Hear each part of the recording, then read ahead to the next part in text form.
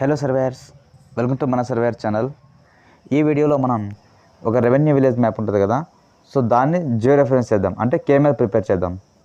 దీనికోసమనే నేను ఇందాక village map పైన లైన్ కమాండ్తో మొత్తం డ్రా చేశాను. సో ఆ ఫైల్ని ఓపెన్ చేశాను. ఆ ఫైల్ ఇదే అనమాట. ఇక్కడ లైన్స్ కనిపిస్తున్నాయి కదా, అది. ఇప్పుడు నేను ఈ ఇమేజ్, బ్యాక్గ్రౌండ్ ఇమేజ్ ఉంది కదా, దాన్ని డిలీట్ చేస్తున్నాను. సెలెక్ట్ చేశాను, డిలీట్ అయిపోయింది.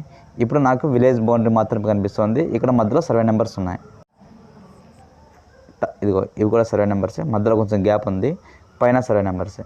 దీన్ని సేవ్ యాజ్ చేసుకుంటాను. సేవ్ యాజ్ డిఎక్స్ఎఫ్, కింద డిఎక్స్ఎఫ్ 2000 ఉంది కదా, అది పెట్టుకొని మనకు కావాల్సిన లొకేషన్లో సేవ్ చేసుకుంటాం, మనకు గుర్తుండేటట్టు.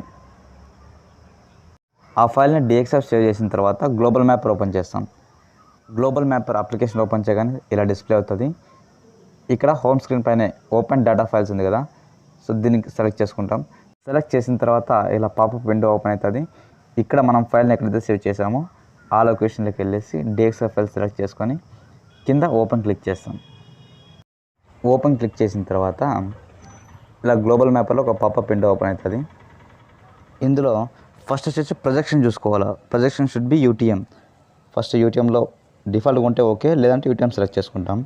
దాని తర్వాత జోన్ వచ్చేసి మనం యూస్ చేస్తున్న 43. ఇన్ కేస్ 43 లేకపోతే 43 సెలెక్ట్ చేసుకోవాలి. 43 నార్థన్ హెమిస్ఫియర్ ఉంటుంది, దాన్ని సెలెక్ట్ చేసుకుంటాం. తర్వాత డాటమ్ వచ్చేసి WGS 84 ఉండాలా. ఇన్ కేస్ WGS 84 లేకపోతే న్యూ క్లిక్ చేసి అక్కడ లోడ్ చేసుకోవాల్సి ఉంటుంది. తర్వాత కింద యూనిట్స్ ఉంది కదా, అక్కడ మీటర్స్ అనేది ఉండాలా. తర్వాత ఓకే క్లిక్ చేయగానే మనం సెలెక్ట్ చేసుకున్న డిఎక్స్ఎఫ్ ఫైల్, అంటే విలేజ్ మ్యాప్ బ్యాక్గ్రౌండ్ ఇలా పడుతుంది.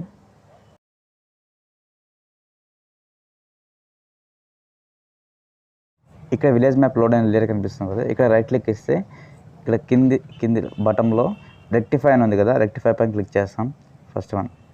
సో ఇక్కడ మనకు ఒక పాపప్ విండో కనిపిస్తుంది. ఇందులో 3 కాలమ్స్ కనిపిస్తాయి. ఫస్ట్ దాంట్లో వచ్చేసి మనం ఎక్కడ ఏ ఏరియాలో జూమింగ్ కావాలో ఆ ఏరియాలో ఇలా గ్రిడ్ సెలెక్ట్ చేసుకుంటాము.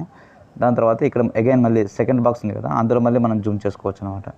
మనకు ఆల్రెడీ కోఆర్డినేట్స్ ఏ పాయింట్స్ ఉన్నాయో మనకు తెలుస్తుంది. సో కాబట్టి మనకు ఏ పాయింట్ అయితే మన దగ్గర అవైలబుల్లో ఉందో ఆ పాయింట్ని జూమ్ చేసుకొని సెలెక్ట్ చేసుకోవాలి. ఇక్కడ ఫర్ ఎగ్జాంపుల్ ఇప్పుడు నా దగ్గర ఇక్కడున్న ట్రైజంక్షన్ యొక్క కోఆర్డినేట్ ఉంది కాబట్టి ఇక్కడ సెలెక్ట్ చేసుకుంటున్నాను. ఇక్కడ సెలెక్ట్ చేస్తానంటే ఇక్కడ సౌర్స్ దగ్గర XY కోఆర్డినేట్స్ ఉంటాయి.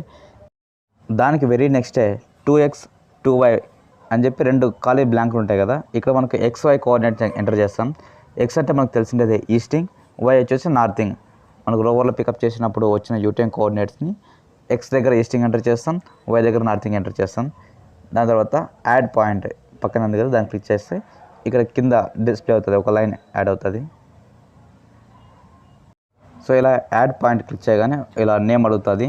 సో దానికి ఒక ట్రైజంక్షన్ లేకుంటే ఇంకొక నేమ్ ఏనో బీనో ఏదో ఒకటి ఇవ్వచ్చు. దీనికి క్లిక్ చేసిన తర్వాత కింద డిస్ప్లే అవుతుంది యాడ్ అయినట్టు. సో ఇదే విధంగా రిమైనింగ్ అన్ని పాయింట్స్కి జూమ్ చేసుకుంటూ ఫస్ట్ బాక్స్లో అది లొకేషన్ ఎక్కడుందో జూమ్ చేసుకుంటాం. సెకండ్ బాక్స్లో అది ఏ ఏరియాలో వస్తుందో దాన్ని జూమ్ చేసుకునేసి అక్కడ పాయింట్ సెలెక్ట్ చేసుకుంటాం. సోర్స్ పడుతుంది. దాని తర్వాత XY కోఆర్డినేట్లు ఎంటర్ చేస్తాం, యాడ్ పాయింట్. ఇలా మన దగ్గర ఎన్ని కోఆర్డినేట్స్ అయితే ఉంటాయో అన్నిటిని ఎంటర్ చేసుకుంటాం. ఇలా చేస్తున్నప్పుడు మనకు విలేజ్ బౌండరీ పైన కోఆర్డినేట్స్ ఒక మినిమమ్ 7-8 కోఆర్డినేట్స్ ఉన్నప్పుడు నీట్గా విలేజ్ మ్యాప్ అలైన్ అవుతుంది. 7-8 ఉండాలి కదా అని చెప్పి మరి మనం పక్కనే తీసుకోకూడదు. విలేజ్ బౌండరీ మొత్తం అడ్జస్ట్ అయ్యేలా చూసుకోవాలా. ఈ 8 పాయింట్లు యాడ్ చేసిన వరకు కొంచెం వీడియోని స్పీడ్ పెడుతున్నాను.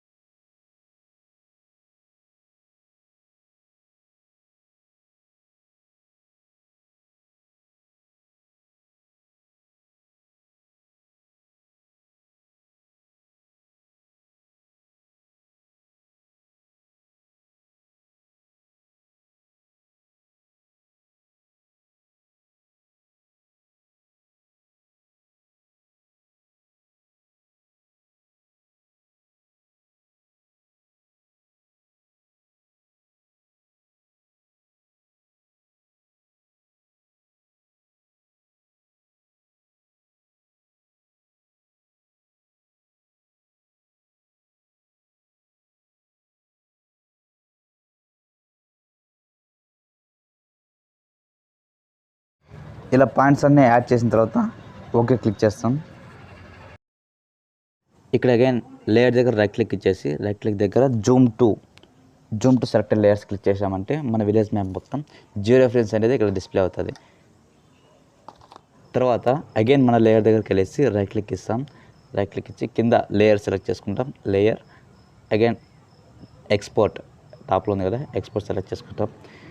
ఇక్కడ ఒక డైలాగ్ బాక్స్ డిస్ప్లే అవుతుంది. మనకు కావాల్సిన ఫార్మాట్ DXF అగైన్ మనకు కావాల్సినది DXF సెలెక్ట్ చేసుకునేసి ఓకే క్లిక్ చేస్తాం. అగైన్ ఇంకొక డైలాగ్ బాక్స్ డిస్ప్లే అవుతుంది. ఇందులో కూడా ఒక క్లిక్ చేస్తాం. ఇంకొక డైలాగ్ బాక్స్, దీంట్లో కూడా క్లిక్ చేస్తాం. తర్వాత ఎక్కడ సేవ్ చేయాలనే ఒక డైలాగ్ బాక్స్ డిస్ప్లే చేసి ఎక్కడ సేవ్ చేయాలనే లొకేషన్ అడుగుతుంది. సో మనకు కావాల్సిన చోట మనకు రిక్వైర్డ్ లొకేషన్లో ఫోటోలోకి తీసుకెళ్ళేసి ఒక నేమ్ ఇచ్చేసి DXF ఫార్మాట్ సేవ్ చేసుకుంటాం. సో ఇప్పటి వరకు మనం విలేజ్ మ్యాప్ని డ్రా చేసుకునేసి దాన్ని DXFలో జియో రెఫరెన్స్ మాత్రం చేసాం. ఇప్పుడు అగైన్ మనం మళ్ళీ దీన్ని QGISలో ఓపెన్ చేసుకునేసి దాన్ని KMLగా ఎక్స్పోర్ట్ చేసుకోవాల్సి ఉంటుంది.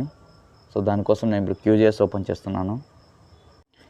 ఇలా QGISలో న్యూ ఎంటీ ప్రాజెక్ట్ దీనిపైన క్లిక్ చేస్తాం. ఒక ప్రాజెక్ట్ ఓపెన్ అవుతుంది. ఇక్కడ టాప్లో లేయర్లోకి వెళ్ళేసి లేయర్లో యాడ్ వెక్టర్ డాటా దీన్ని క్లిక్ చేస్తాం. ఇప్పుడు ఒక డైలాగ్ బాక్స్ డిస్ప్లే అవుతుంది. ఇందులో మనం ఇక్కడ 3 డాట్స్ కనిపిస్తున్నాయి కదా, దీన్ని క్లిక్ చేసి మన ఫైల్ మన DXF ఫైల్ ఎక్కడైతే సేవ్ చేసామో దాన్ని సెలెక్ట్ చేసుకుంటాం. నెక్స్ట్ బటన్లో యాడ్ కనిపిస్తుంటే మనకి ఒక లేయర్ యాడ్ అవుతుంది. ఇలా ఇంపోర్ట్ చేయగానే వర్క్ స్పేస్లో మనం ఇంపోర్ట్ చేసిన మ్యాప్ యొక్క ప్రివ్యూ ఇక్కడ డిస్ప్లే అవుతుంది. నెక్స్ట్ వచ్చేసి మనం ఇంపోర్ట్ చేసిన లేయర్ దగ్గరికి వెళ్ళేసి రైట్ క్లిక్ చేసి ఇక్కడ లేయర్ CRS అని ఉంటుంది. లేయర్ CRS పైన క్లిక్ చేసి సెట్ లేయర్ CRS ఉంటుంది, దాన్ని క్లిక్ చేస్తాం. ఇప్పుడు మన లేయర్కి CRS అప్లై ఉంటుంది. ఇక మన KML ఫైల్ ఆల్మోస్ట్ రెడీ అయిపోయినట్టే. ఇప్పుడు వచ్చేసి మనం లేయర్ పైన రైట్ క్లిక్ ఇచ్చేసి ఎక్స్పోర్ట్ యాజ్ క్లిక్ చేస్తాం. ఇక్కడ 3 డాట్ క్లిక్ చేస్తే మన లొకేషన్ తీసుకెళ్తుంది. అంటే ఎక్కడ సేవ్ చేసుకోవాలో లొకేషన్ సెట్ చేసుకోవచ్చు. అదేవిధంగా ఏ నేమ్తో సేవ్ చేసుకోవాలని కూడా ఇక్కడ ఎంటర్ చేస్తాం. నేమ్ కూడా ఎంటర్ చేస్తాం. నేమ్ ఎంటర్ చేసిన తర్వాత సేవ్ క్లిక్ చేస్తాం. సేవ్ చేసేటప్పుడు పైన మనకు కావాల్సిన ఫార్మాట్ KML అంటే కీ హోల్ మార్కప్ లాంగ్వేజ్ ఇది ఉందో సెలెక్ట్ చేసుకొని ఎక్స్పోర్ట్ కొట్టేస్తాం. సేవ్ అయిపోయింటుంది. ఒక్కసారి మనం ఇందాక వరకు చేసిన దాన్ని ఓపెన్ చేసి చూద్దాం. మనం ఎక్స్పోర్ట్ చేసిన ఫైల్ పైన డబుల్ క్లిక్ ఇవ్వగానే ఇలా గూగుల్ ఎర్త్లో ఓపెన్ అవుతుంది.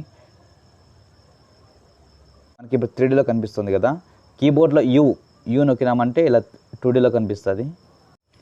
ఇప్పుడు మనం కొంచెం జూమ్ చేసి చూద్దాం. సో ఇక్కడ చూసుకున్నట్టయితే మనకు ఆల్మోస్ట్ గట్లన్నిటికి మ్యాచ్ అయిపోయింది. ఇక్కడ చూసుకుంటే రెడ్ కలర్తో కనిపిస్తున్నది సర్వే నెంబర్ బౌండరీ అనమాట. చూసుకున్నట్టయితే ఆల్మోస్ట్ మనకి సాటిస్ఫైడ్గా గట్లకు మ్యాచ్ అవుతుంది.